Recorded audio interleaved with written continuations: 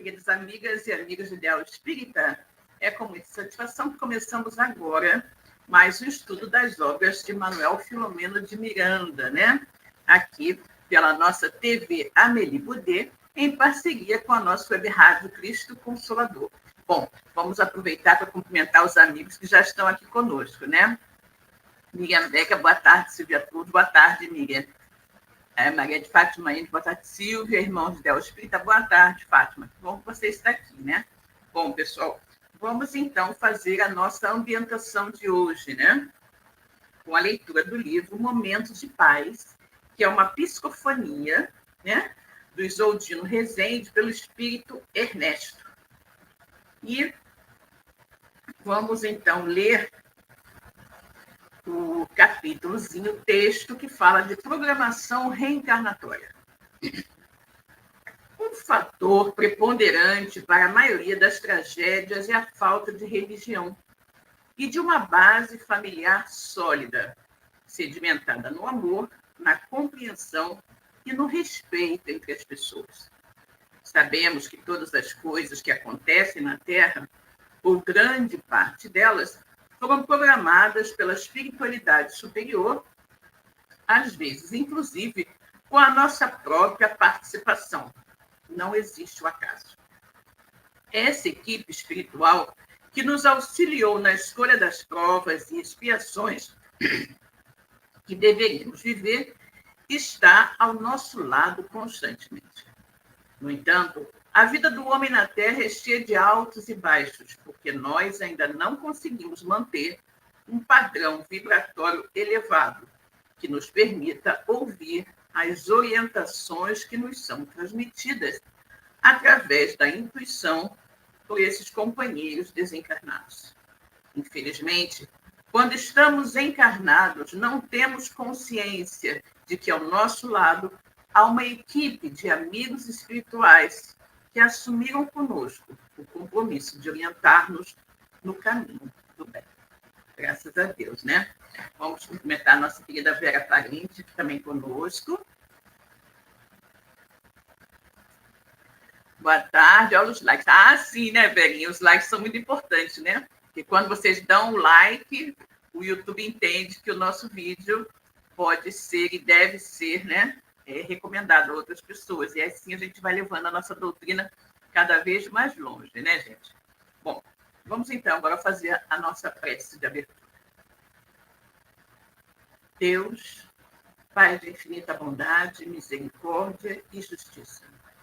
Jesus, nosso querido amigo, nosso mestre, guia e modelo de toda a humanidade. Queridos amigos espirituais que estão aqui conosco nesta tarde, mais uma vez, para nos orientar, nos intuir e nos auxiliar com relação à compreensão do que iremos estudar. Obrigada pela presença amiga, obrigada, sobretudo, pela luz da doutrina espírita que ilumina as nossas vidas. Que todos nós, encarnados e desencarnados, possamos tirar o máximo proveito de tudo que será dito e explanado aqui na tarde de hoje. E assim, em teu nome, Pai, em nome de Jesus, de todos esses espíritos amigos que nos auxiliam em nossos estudos, começamos agora mais o estudo das obras de Manuel Filomeno de Miranda, livro Painéis da Obsessão. Bom, mas antes, né, vamos aqui cumprimentar a nossa querida Aurélia. Boa tarde, Aurélia. Que bom que você chegou, né? Bom, gente, vamos agora, então, abrir o nosso evangelho e ler um textinho, né? Caiu para a nossa reflexão o capítulo 5, Bem-aventurados os aflitos, e item 6, causas anteriores das aflições. Mas se há males nesta vida, cuja causa primária é o homem, outros há também aos quais, pelo menos na aparência, ele é completamente estranho e que parecem atingi-lo como por fatalidade. Tal, por exemplo, a perda de entes queridos e a dos que são o amparo da família. Tais ainda os acidentes que nenhuma previsão poderia impedir, os reveses da fortuna, que frustram todas as precauções aconselhadas pela prudência. Os flagelos naturais, as enfermidades de nascença, sobretudo as que tiram a tantos infelizes os meios de ganhar a vida pelo trabalho, as deformidades, a idiotia, o cretinismo, etc. Os que nascem nessas condições certamente nada hão feito na existência atual para merecer, sem compensação, tão triste sorte, que não podiam evitar, que são impotentes para mudar por si mesmos e que os põe à mercê da comiseração pública. Por que, pois, seres tão desgraçados, enquanto ao lado deles, sob o mesmo teto, na mesma família, outros são favorecidos de todos os modos? Que dizer, enfim, dessas crianças que morrem em eternidade e da vida só conhecem o sofrimento? Problemas são esses que ainda nenhuma filosofia pôde resolver, anomalias que nenhuma religião pôde justificar e que seriam a negação da bondade, da justiça e da providência de Deus se se verificasse a hipótese de ser criada a alma ao mesmo tempo que o corpo e de estar à sua sorte irrevogavelmente determinada após a permanência de alguns instantes na Terra. Fizeram essas almas que acabam de sair das mãos do Criador para que se vissem deste modo, abraços com tantas misérias, e para merecerem no futuro uma recompensa ou uma punição qualquer, visto que não hão podido praticar nem o bem nem o mal. O homem, pois, nem sempre é punido ou punido completamente na sua existência atual, mas não escapa nunca às consequências de suas faltas. A prosperidade do mal é apenas momentânea. Se ele não espiar hoje, espiará amanhã, ao passo que aquele que sofre está espiando o seu passado. Graças a Deus, né? Muito bem, gente. Nós hoje vamos começar, né, um capítulo novo no nosso livro. Nós vamos começar o capítulo 23, né? Capítulo 23, que se chama Campo Novo de Ação, né? Campo Novo de Ação. Então, vamos lá. De substância divina, o amor é o inspirador dos ideais relevantes e dos sentimentos nobres. Estruturador da renúncia pessoal, desenvolve a capacidade do sacrifício e da abnegação, oferecendo sustentáculo aos trabalhos de grande porte. Vivencia o perdão e torna-se fator primordial para a ação da caridade, sem cujo combustível esta se entibiaria, transformando-se em filantropia ou solidariedade apenas, que não deixam de revelar sua procedência elevada. Todavia, emuladas pelo tônus divino do amor, logram espraiar-se com uma virtude por excelência. Ou seja, ele aqui está nos colocando, né, toda a beleza do amor, né, como inspirador dos ideais mais nobres, dos sentimentos mais elevados, né? Colocando que o amor está acima de todas as coisas, que o amor nos possibilita o perdão, que o amor nos possibilita a prática da caridade, da compreensão, da indulgência, da benevolência e todos os bons sentimentos que nós devemos ter uns para com os outros, né? Graças à sua gênese, o amor não se ensoberbece, nem se amofina, sabendo diluir no grupo social as suas preferências individuais e generalizando toda a gama das suas manifestações.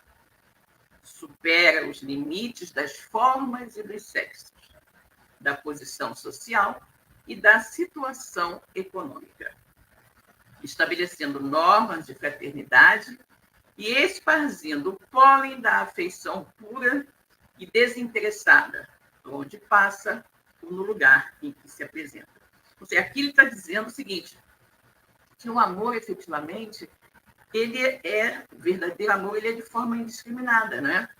Que ele não está limitado a formas, nem a sexos, nem a posição social, nem a poder, situação econômica, nada disso, né? E que ele vai simplesmente estabelecendo normas de fraternidade entre as pessoas, espalhando, né? Ele chama de pólen, poeticamente. Pólen da afeição pura e desinteressada por onde ele passa, né? No lugar em que ele chega. Então, o amor verdadeiro é assim. Ele ama a todos indiscriminadamente. É o amor que Jesus nos ensinou, né? O amor que Jesus nos ensinou. Jesus disse, deveis amai-vos uns aos outros como eu os amei. Então, a forma, o amar ao próximo como a si mesmo é superado pela orientação de Jesus de amai-vos uns aos outros como eu os amei. Porque Jesus amou a todos indistintamente, né? Sem levar em consideração nenhum defeito, nenhum vício, nada de ruim que a pessoa ainda conservasse em si, mas simplesmente aquele sentimento de compreensão, de benevolência, de aceitação, né, do ser humano como ele era, com as suas fraquezas, com seus pontos fortes e seus pontos fracos. Então, é desse amor que nós estamos falando aqui, né? Quando os instintos mais agressivos, remanescentes do estágio primitivo, por onde transitou o espírito, cedem lugar às expressões do amor, mudar-se-ão, ou melhor, quando eles ceder lugar, né, às expressões do amor, mudar-se-ão as paisagens sombrias da terra e as aflições existenciais cederão campo ao império da compreensão e da tolerância num abraço de auxílio recíproco. Olha o que ele está colocando aqui, gente.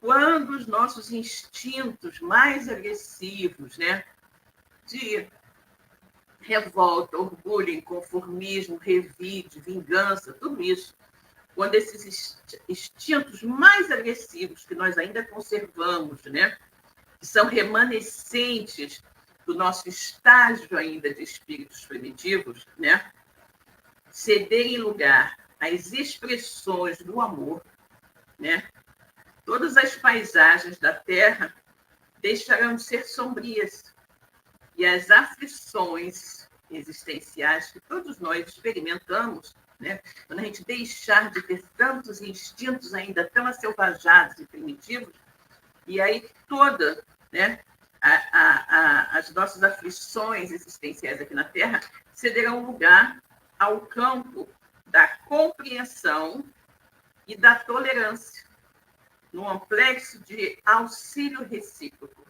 né? Quando nós mudarmos, né? Quando nós entendermos que nós temos que viver em paz uns com os outros, que nós temos que fazer ao outro aquilo que nós gostaríamos que fizessem conosco, né? Jamais fazer a ninguém aquilo que eu não gostaria que fizessem comigo. Então, quando a humanidade começar a imaginar isso, a vivenciar esse tipo de pensamento, de convicção, a Terra vai ser um lugar maravilhoso. Nós não teremos mais problema nenhum, né? Porque ninguém pensará em fazer guerra, para impor a sua vontade ao outro, ninguém pensará em roubar, em enganar, em matar, em fazer o outro sofrer, porque não gostaria que fizessem isso com ele, né? Mas ainda estamos, acredito eu, um pouco distantes dessa realidade tão maravilhosa, né? O crime e seus sequazes deixarão de viver em face da ausência do caldo de cultura no qual se desenvolvem, sustentados pela ignorância gerada nas intimidades do egoísmo. Ou seja, tudo isso de ruim que ainda existe, né, é alimentado pelo que ele chama aqui de caldo de cultura, né, sustentado pela nossa ignorância e o nosso egoísmo. Figuras de museu, estas serão, então, uma demonstração para as gerações futuras, falando do estágio do processo evolutivo por onde transitou a humanidade um dia, né? Que chega esse dia, não é? O dia em que nós vamos ver fotografias de guerras, de violências, né? De roubo, de assalto, de crimes, de guerras, em museus, mostrando o grau evolutivo que nós já tivemos um dia. mas que hoje nós não somos mais assim, né? Que esse dia não demore muito, né?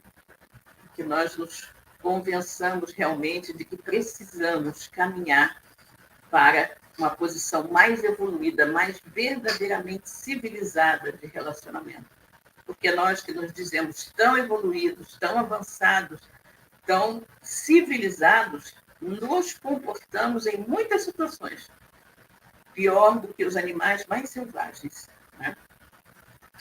Cristo foi e prossegue sendo o protótipo desse amor, que deve ser por todos vivido e meta ser alcançada no mais próximo dos dias por vindouros. Exatamente. Jesus é nosso guia e modelo, né? Jesus é o nosso guia e modelo. Então, Jesus, ele é o exemplo que nós temos que seguir, o exemplo que nós precisamos buscar imitar, né? Então, ele diz, Cristo foi e prossegue sendo o protótipo, né? O modelo desse amor, que deve ser por todos nós vivido e deve ser a meta que nós todos queremos alcançar, né? O mais rapidamente possível, né? Porque todos nós aspiramos pelo planeta regenerado, esse planeta onde haverá mais amor e compreensão do que ódio e sofrimento, né? Todo mundo fala no planeta regenerado, todo mundo fica imaginando que vai ser daqui a 50 anos, daqui a não sei quantos anos, que vai ser no ano tal, mas ninguém, no fundo, se preocupa em preparar em si, né, as condições para habitar o mundo regenerado.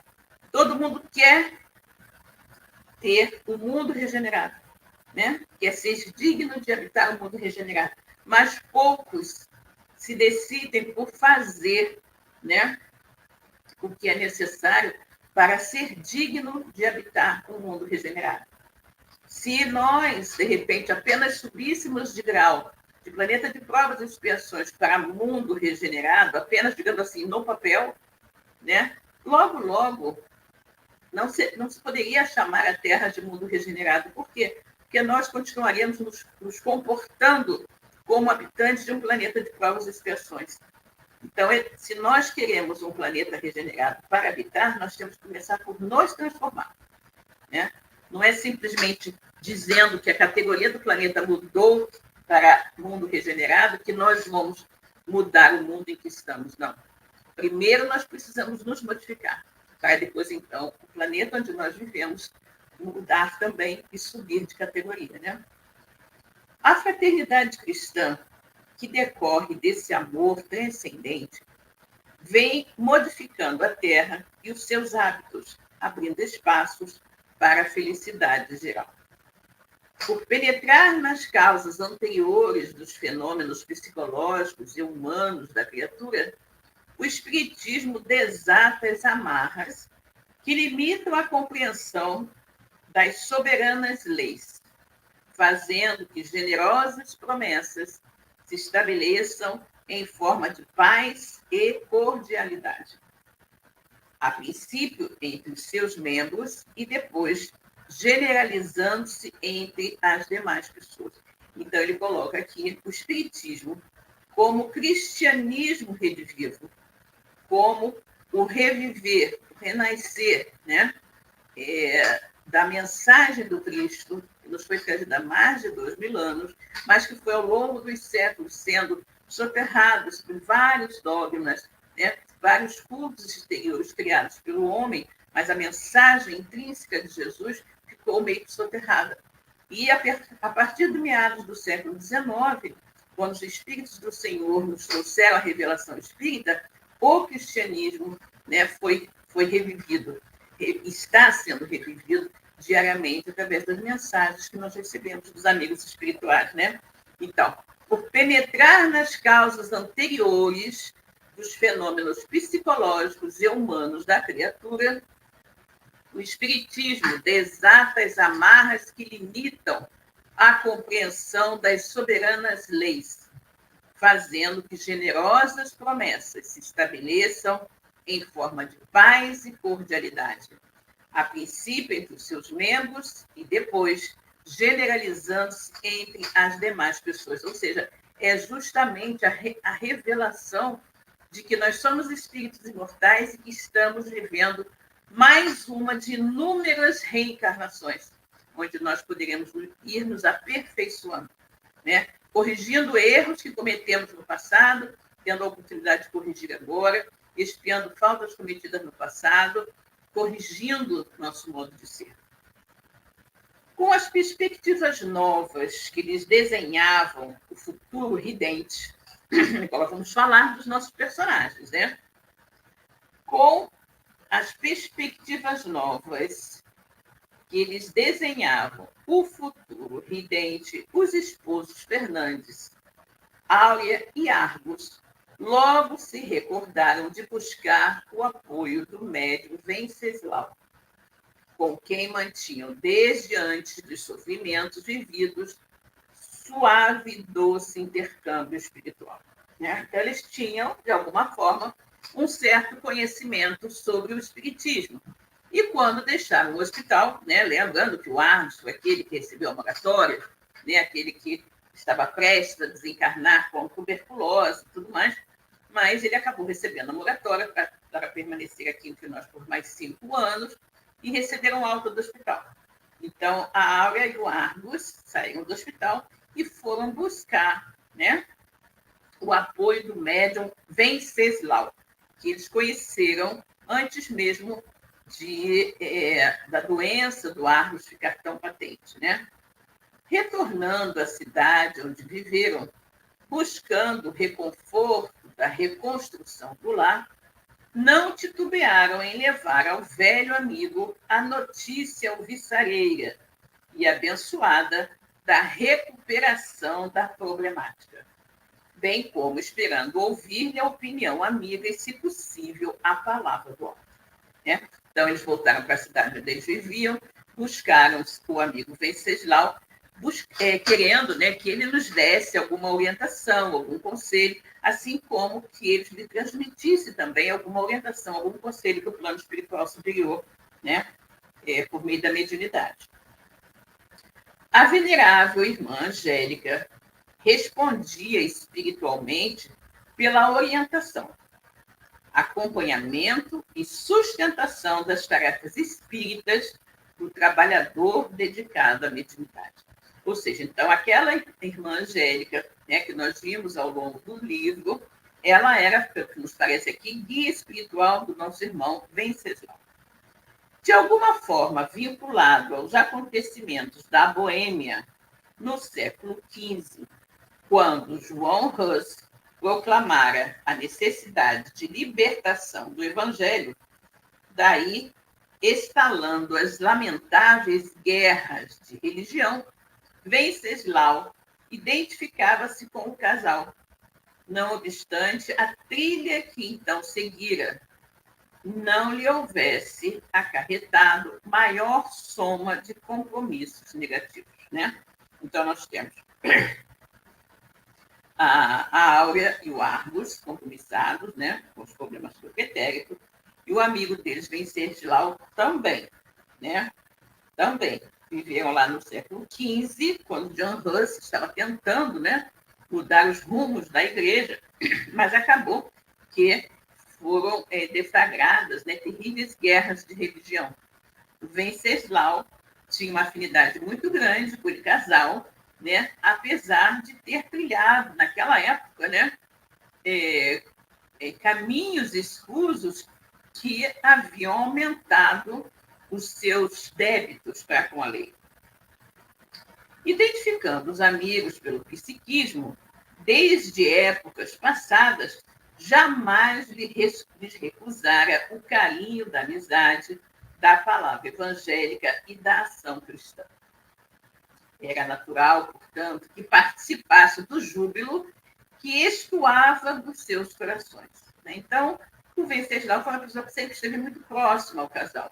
E aí, quando eles voltaram para a cidadezinha, foram contar para ele que o Argos estava curado e tudo mais, então era natural que eles repartissem essa boa notícia com ele e que ele ficasse jubiloso em saber da recuperação do Argos, né?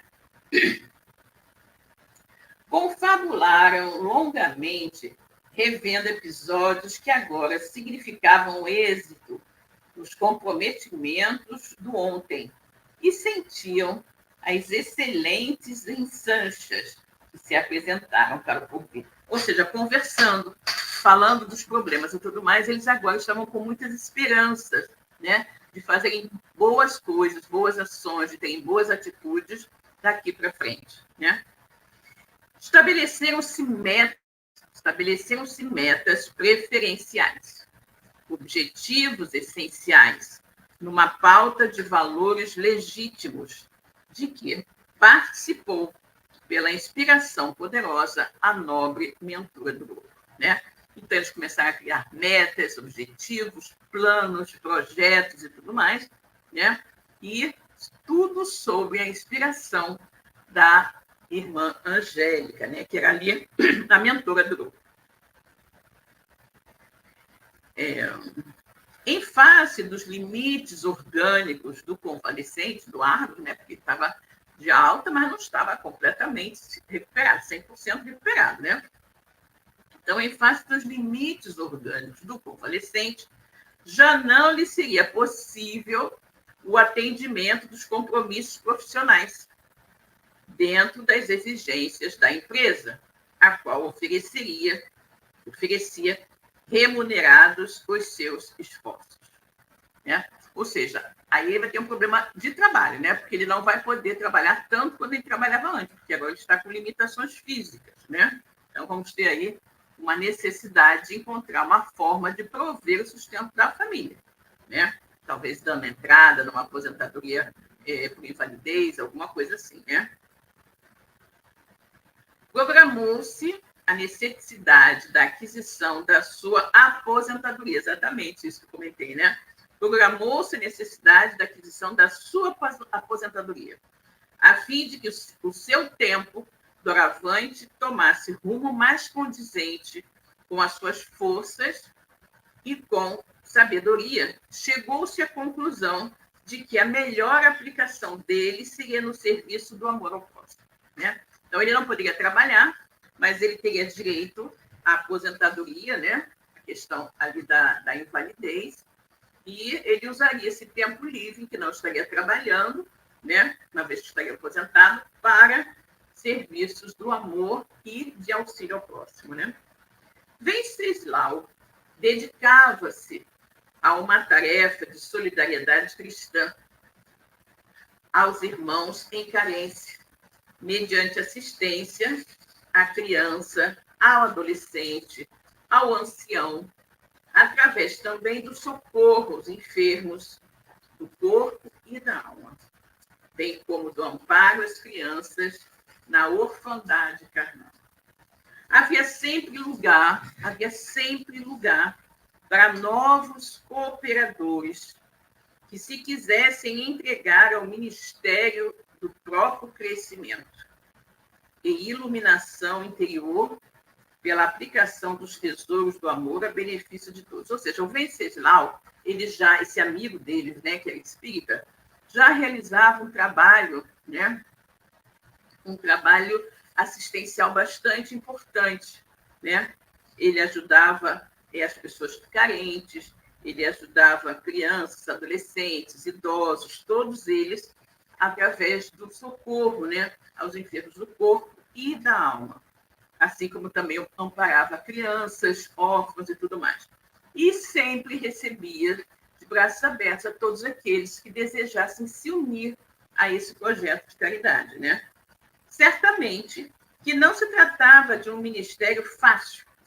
Afinal, nada é fácil no mundo de provanças e recuperações, qual o em que nos encontramos situados. Exatamente, né? Obviamente que um trabalho desse não é fácil, não é um trabalho que você possa fazer sem ter alguns recursos. E todas as casas espíritas normalmente não têm recursos, elas vivem de doações, vivem da ajuda, né, dos trabalhadores e frequentadores, e com essa ajuda, essas casas podem, né, efetivamente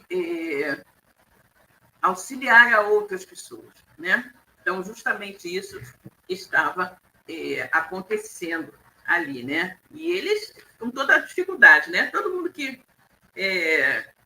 que está dentro, ligado aos trabalhos de uma casa espírita, de qualquer trabalho, né, em algum segmento religioso, sabe da dificuldade, né? Da dificuldade que se tem de estabelecer a ajuda social que a casa se propõe, né? A criança frágil de hoje é o jovem de amanhã. Será o adulto de mais tarde, nem sempre afável e reconhecido. O enfermo facilmente se irrita e não dispõe de maior cota de compreensão para com aqueles que o ajudam. O necessitado logo tenha satisfeita a carência, vai além até nova requisição. O ignorante se esclarece, porém nem sempre se liberta das paixões que lhe constringem os sentimentos. Ou seja, ele está dizendo aqui que a maioria das pessoas recebe, quando está carente de alguma coisa, ela se torna mais dócil, né? Mas depois que ela recebe, normalmente ela esquece, né? Esquece daquela necessidade, esquece da docilidade que possibilitou que ela recebesse ajuda, né? E volta, né, a agir de maneira egoística, agressiva, como antes, né? Então, ele diz, a criança frágil de hoje é o jovem de amanhã. Será, né, o adulto de mais tarde. Esse adulto nem sempre afável e reconhecido. O enfermo, que facilmente se irrita e não dispõe de maior cota de compreensão para com aqueles que o ajudam, né? Está enfermo, precisa da ajuda, mas facilmente se irrita, né? O necessitado, logo tenha satisfeita a sua carência, vai além, até uma nova necessidade, né? O ignorante se esclarece, porém nem sempre se liberta das paixões que lhe constringem os sentimentos. É exatamente o que eu falei, né? Na hora que você está numa situação mais difícil, você é mais calmo, mais dócil, né? Sabe como pedir aquela coisa. Mas depois que consegue, né, a maioria tem um comportamento menos feliz, né? Eis porque a caridade é bênção dupla que atende, a princípio, o sofrimento no próximo, depois, mais valiosa para quem a aplica, porque o aprimora, o eleva e o acalma, né? Ou seja, caridade é uma bênção para quem recebe, né? Para quem recebe e, mais ainda, para quem oferece, né? Para quem a dá. Delineou-se, portanto, que, vencida a primeira etapa, a da aposentadoria, viriam, por consequência, as sucessivas, na integração das experiências que iriam exigir renúncia, trabalhando o diamante do caráter até lapidá-lo convenientemente, a fim de fazê-lo detentor da luz. Ou seja, o que ele está dizendo aqui? Enquanto, né, dando um exemplo, que enquanto o Argos, né, estava lá naquela necessidade, aquela coisa, ele foi todo muito solícito, né? Mas agora ele está de alta, recebeu aquela moratória, né, que obviamente ele não sabe, mas que nós sabemos que ele recebeu aquela moratória de 5 anos do plano espiritual, né? Então, ele tem várias atitudes a tomar, vários passos a dar, né, para que ele comece a trabalhar no bem, como é esperado que ele trabalhe nesses próximos 5 anos, de maneira a diminuir os seus débitos com a lei divina, né? Então, o primeiro passo é conseguir a aposentadoria.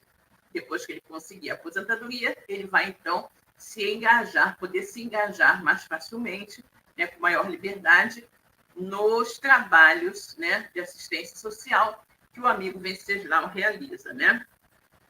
Nesse Comenos, amigos gentis foram requisitados e o processo de libertação profissional fez-se com a conveniente agilidade, permitindo aos esposos programarem o segundo passo. Ou seja, ele conseguiu a aposentadoria, então aquilo já está resolvido do sustento deles, né? Então agora os esposos poderiam começar a trabalhar no segundo passo. O primeiro passo é conseguir a aposentadoria, já conseguiram, e agora, né? Podemos imaginar uma comunidade cristã inspirada na Casa do Caminho. Lembra a Casa do Caminho? O primeiro centro de assistência social do mundo, né?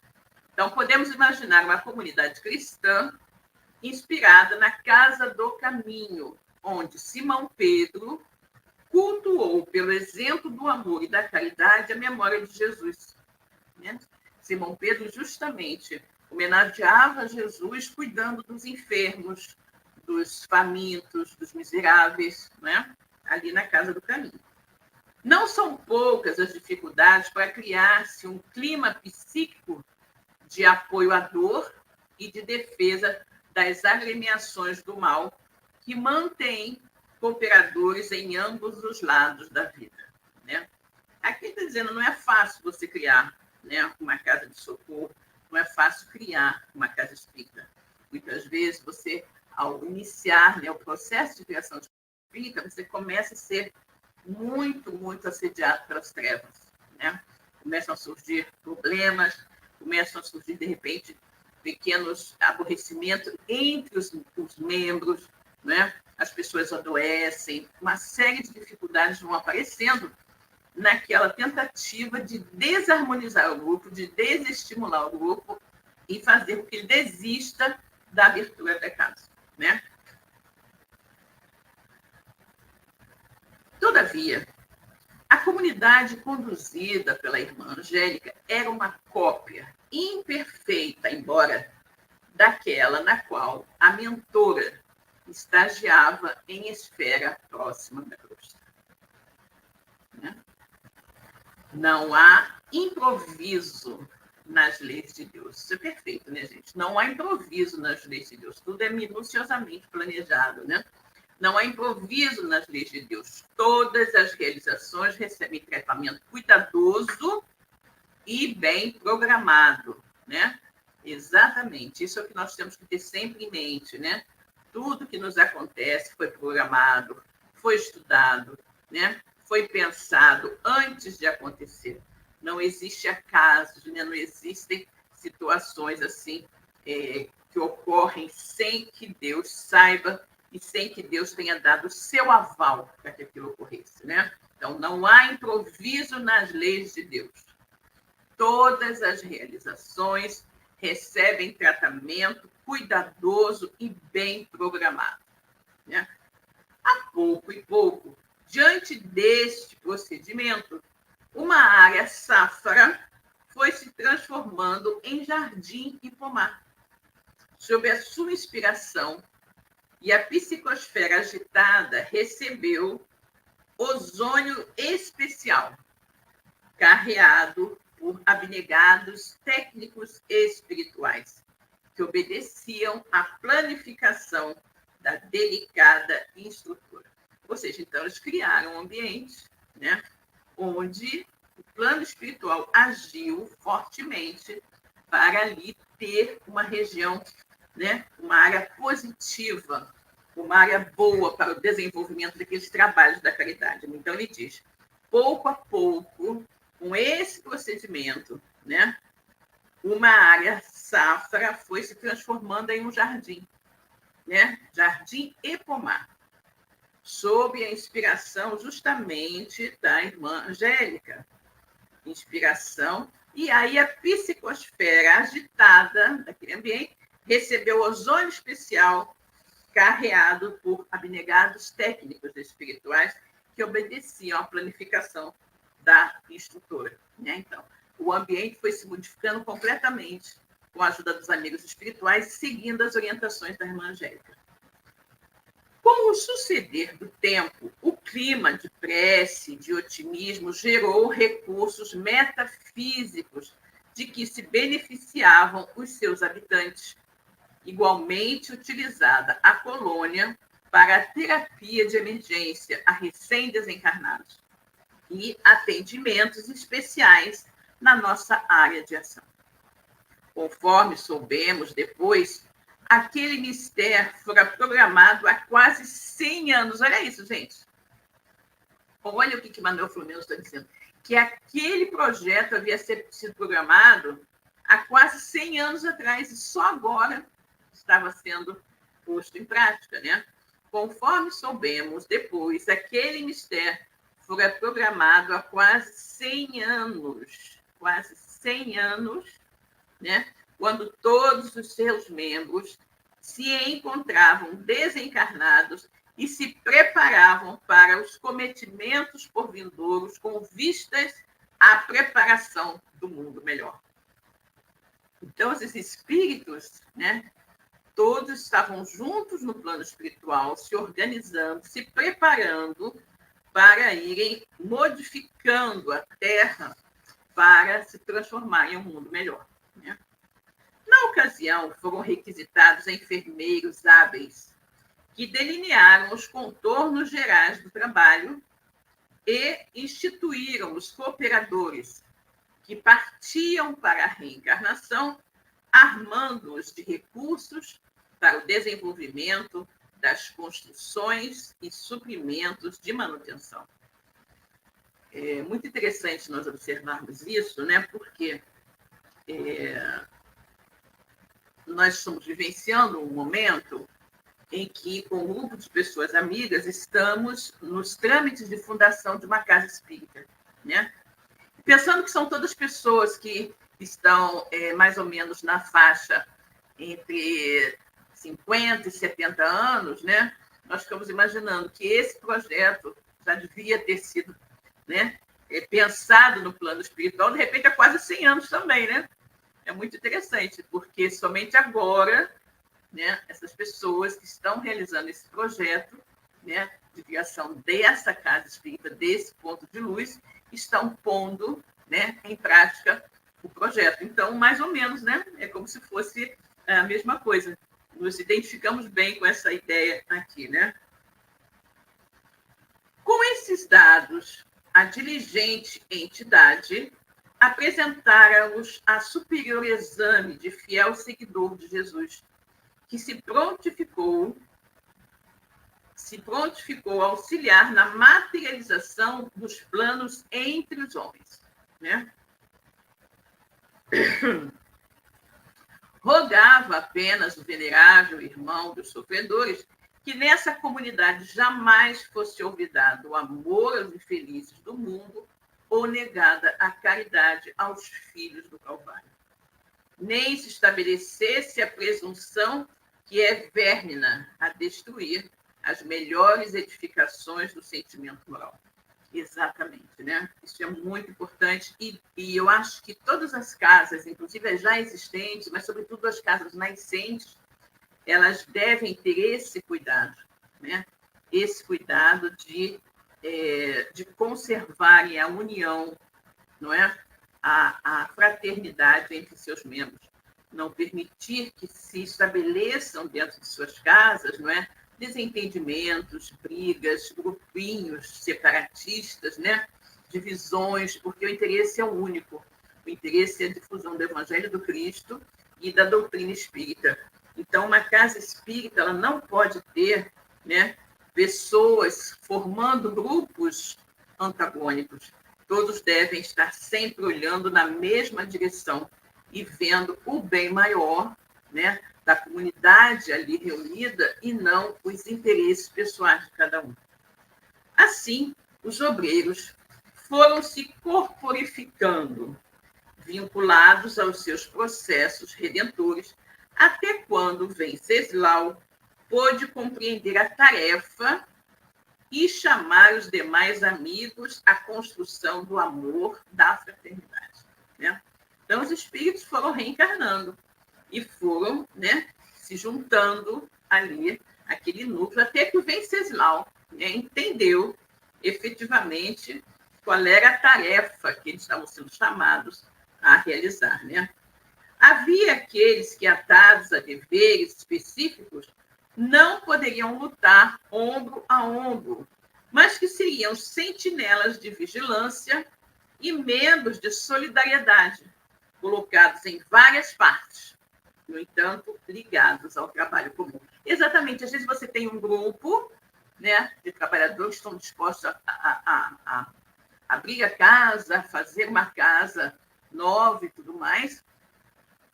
Tem aqueles que são mais operosos e aqueles que são menos operosos. Aqueles que trabalham mais, que se dedicam mais, e aqueles que, embora não se achem assim, muito envolvidos, ajudam, né, de uma forma ou de outra. às vezes financeiramente, né, o seu concurso, porque obviamente que todas as instituições, né, para se manterem precisam de um mínimo de recursos, né, econômicos. Então, às vezes a pessoa não pode trabalhar muito ativamente, né, nos serviços da casa, mas ajuda financeiramente. Isso já faz uma grande diferença, né?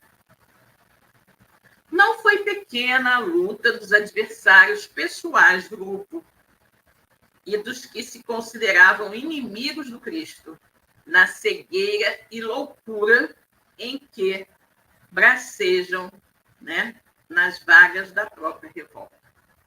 Então, você veja, né, que não foram poucos os que tentaram, né, prejudicar o projeto, né?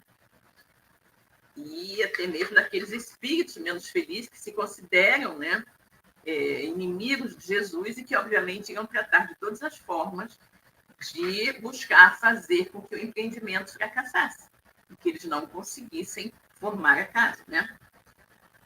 A contributo de lágrimas e sorriso, de ternura e dor, de incompreensões e bênçãos, os pilotis da obra foram fincados no chão adusto e o amor do Cristo se encarregou de fazer florescer a esperança e desdobrar-se a paz.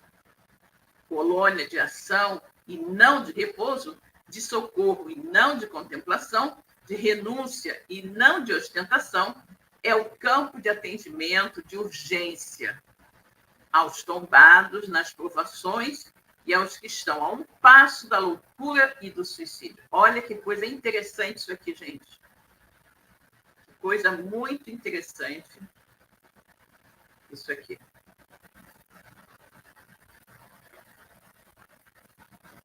Olha o que ele diz aqui.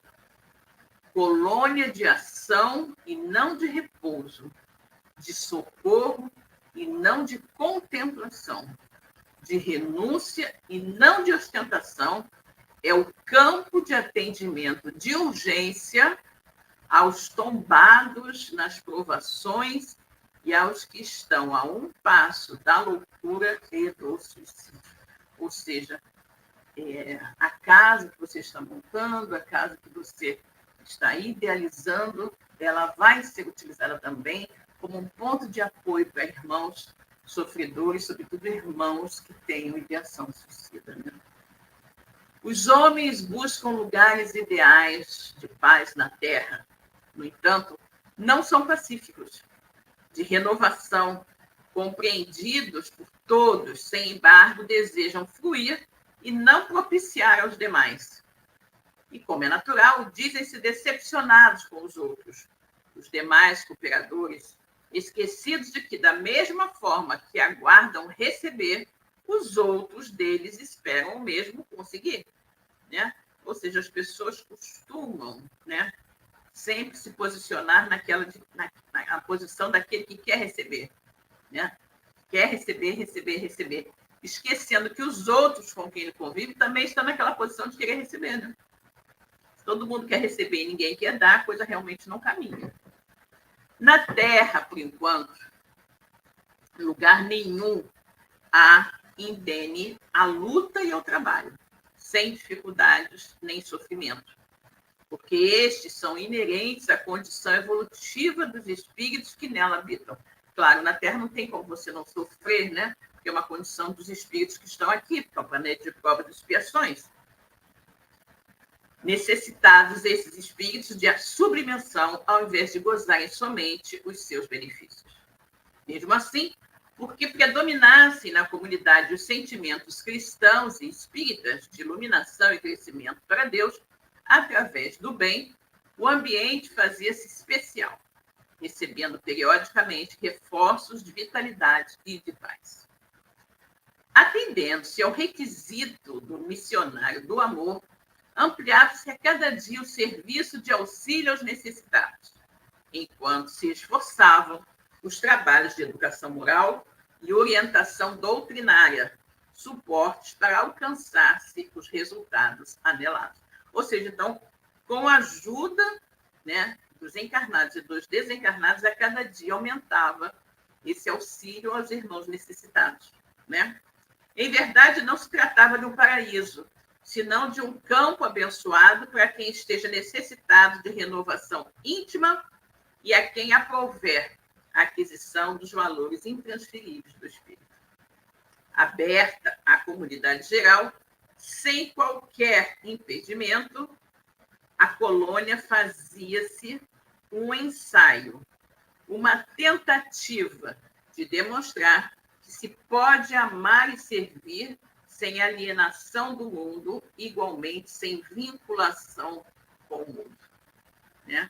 Ou seja, estavam ali vinculados, voltados para aquele trabalho de amor ao próximo, provando que você podia estar, você podia amar, você podia servir sem se desligar do mundo, mas também sem estabelecer uma vinculação muito estreita no mundo, ou seja, estar no mundo sem ser do mundo.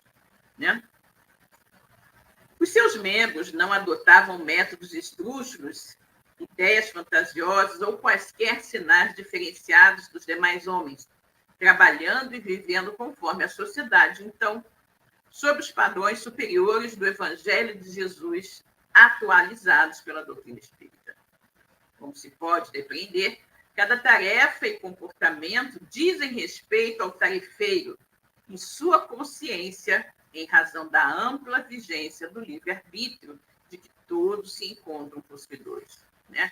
Ou seja, nós, né, temos a nossa tarefa e o nosso comportamento, eles dizem respeito ao nosso livre-arbítrio. Eu faço aquilo que eu achar que estou de acordo. Né? Esse é o novo campo que a irmã Angélica ofereceu aos seus pupilos, convidados a um mundo novo de amor, no qual deveriam crescer e redimir-se, atraindo Felipe e os seus companheiros a uma visão diferente da vida, a um estágio demorado de elevação para Deus. Assim, o segundo passo foi a instalação dos jovens sonhadores e afeiçoados obreiros que se candidatavam à movimentação da fé, na caridade e no amor, na santificação dos sentimentos. Ou seja, eles vão se reunir e eles vão realmente criar, né, uma casa, pelo que está me parecendo aqui, criar uma casa espírita, um ponto de luz para atender a encarnados e desencarnados. Né? Muito lindo esse capítulo, colocando tudo aquilo que muitas vezes a espiritualidade superior planeja durante muitos, muitos anos, 100 anos às vezes, né, para ser realizado aqui na Terra, confiando, né, confiando no trabalho daqueles espíritos que irão reencarnar. Né? E aí chega um determinado momento em que esses espíritos, então, estão prontos, às vezes desviam um pouco do caminho, como foi o caso aqui do nosso irmão Argos, né? Mas depois é dada a ele uma nova oportunidade de realizar um trabalho. Né? E aqui nós vamos lembrar que ele recebeu 5 anos de moratória, né? E que em 5 anos ele pode vir a realizar muitas coisas positivas, né? Muitas coisas positivas nessa casa, né? Que eles provavelmente irão fundar. Né? Então, chegamos ao final do nosso estudo de hoje. Esperamos que vocês tenham apreciado bastante o que foi aqui dito e comentado. Né? Temos muitas coisas a pensar, muitas coisas a refletir, né?